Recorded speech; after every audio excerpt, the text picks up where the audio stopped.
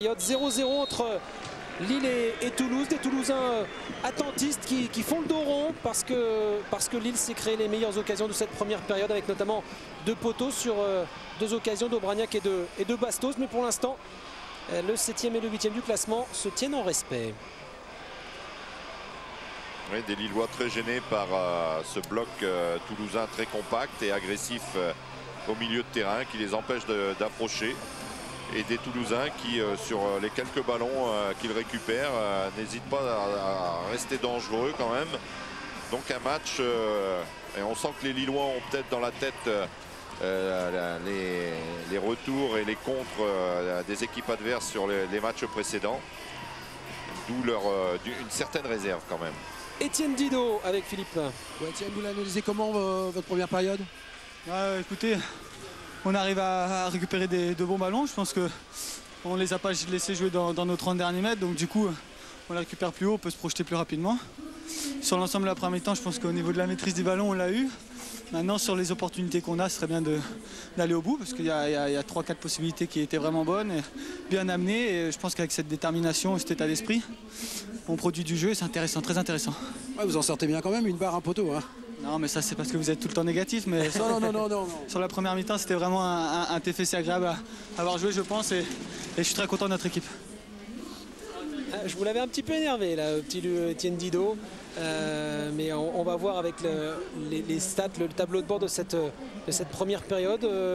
Égalité au nombre d'occasions, avantage au nombre de tirs hein, pour le LOSC. Oui, mais très léger avantage. Donc, ouais, je pense que Étienne Didot, quand même, bon, c'est vrai que Toulouse fait le dos rond, mais tient le ballon presque autant que, même un petit peu plus que le LOSC, se crée le même nombre d'occasions. Donc, un match très équilibré qui va rester indécis jusqu'au bout parce que si Lille a eu les meilleures occasions, Toulouse, on sent qu'ils peuvent se créer aussi quelques occasions.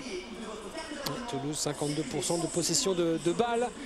Voilà, on en profite à la pause pour aller se restaurer. Dommage pour ceux qui sont à la buvette, ils ne vont pas revoir les faits marquants de cette première période avec la première tentative et cette frappe de Mathieu bien captée par Maliki. Oui. Ballon sans danger. Ouais. Ensuite les coups francs de Bastos, cette petite combinaison à la lyonnaise on va dire, et puis Aubragnac qui alerte une première fois Carasso. Ouais, très bon ballon donné par Michel Bastos. Et on a vu des Lillois sur les coups de pied arrêtés essayer de tromper par quelques combinaisons. Tandis que les Toulousains ont répondu par des tirs, souvent des tirs de loin. D'ailleurs contré ce tir de Mathieu tout à l'heure, là ce tir de Gignac.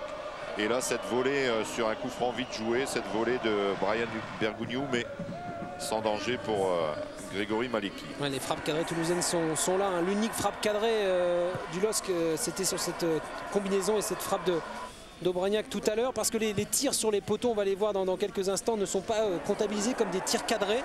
Mais en tout cas, la fin de première période a été plus difficile pour les Toulousains.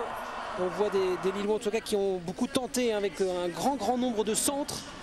Oui, beaucoup de jeux sur les côtés avec des centres, mais pas assez de variété dans les centres et pas assez aussi de joueurs dans la surface pour pouvoir espérer être dangereux. Sur ce choc, hein, Nicolas Fauvergue s'est blessé, il faut le rappeler, hein, il était remplacé par Vitek. Et on voit la première occasion vraiment dangereuse hein, de cette première période sur ce centre de Bastos, cette tête d'Aubragnac qui rebondit sur le poteau. Oui, très belle action lilloise. Avec Aubragnac qui prend le dessus sur Congrès. Carasso était battu, hein, ce ballon qui fuse. Et puis cette nouvelle occasion avec ici Gignac, vous allez voir, qui va remettre en jeu Bastos. Et la frappe qui rebondit sur la barre transversale.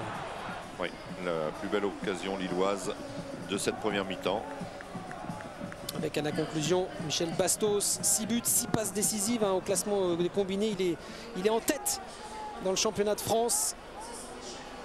Et la déception de Grégory Maliki, parce que pour le moment, Lille n'arrive toujours pas à marquer. Lille est toujours tenu en échec, 0-0. Les autres retour au stadium Lille Métropole où pour le moment Lille et Toulouse sont à 0-0. Les joueurs sont en train de revenir sur la pelouse. On va retrouver tout de suite Ludovic Obraniak avec Philippe. Ludovic, on savait que ça allait être compliqué, on savait qu'il n'allait pas avoir beaucoup d'espace. Ça a été quoi le discours de Rudy à la mi-temps? De continuer, d'être patient, parce que c'est vrai qu'on tombe contre une équipe de Toulouse qui est bien organisée. On n'a pas beaucoup d'espace, c'est difficile. C'est un match de combattants ce soir, donc ça va se jouer encore une fois sur pas grand-chose. Maintenant, on est à domicile, on n'a pris qu'un point la semaine dernière. On sait l'importance de prendre des points quand on est chez nous. Donc il faut absolument qu'on gagne ce match. Ça va être ô combien difficile, parce qu'on sent une équipe accrocheuse en face de nous, mais bon, on va essayer d'aller forcer la décision. De toute façon, on n'a pas le choix. Vous êtes capable de mettre de la folie dans cette partie? On essaye, hein. C'est pas évident, il n'y a pas beaucoup d'espace comme je l'ai dit. Offensivement, ils nous forcent à jouer très bas parce que leurs latéraux montent très haut. Donc moi et Michel, on est obligé de redescendre sur les ailes. Et c'est vrai que nos actions partent de trop loin pour l'instant. Il va falloir qu'on monte notre bloc un peu plus haut si on veut pouvoir les mettre en danger. Merci Ludo, merci beaucoup. Ludovic Obraniak pourra être consultant un jour sur Canal, non?